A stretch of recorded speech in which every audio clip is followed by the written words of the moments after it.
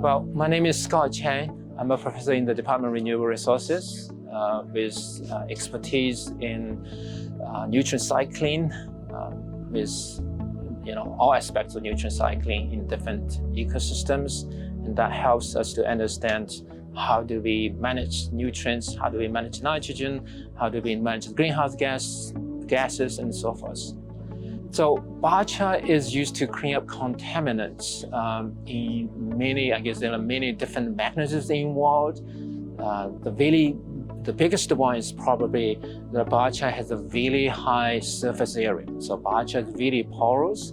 It has really a lot of internal surface area, and those surfaces are available for absorbing contaminants, whether it's inorganic contaminants or organic contaminants, and particularly contaminants that has a positive charge, because the biochar surfaces would now has a negative charge.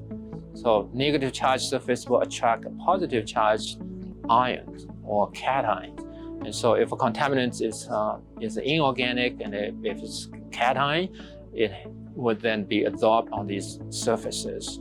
And once it's absorbed on those surfaces, they're fairly stable. That would allow these contaminants to be removed from the environment, whether that environment is water, wastewater, or a solid material such as soil or any other type of contaminant media that's been contaminated.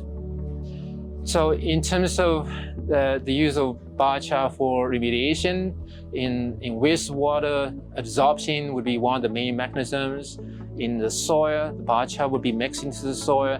And in addition to the contaminants being absorbed onto the biochar surfaces, biochar can also change the properties of the soils, such as the pH, the acidity of the soil.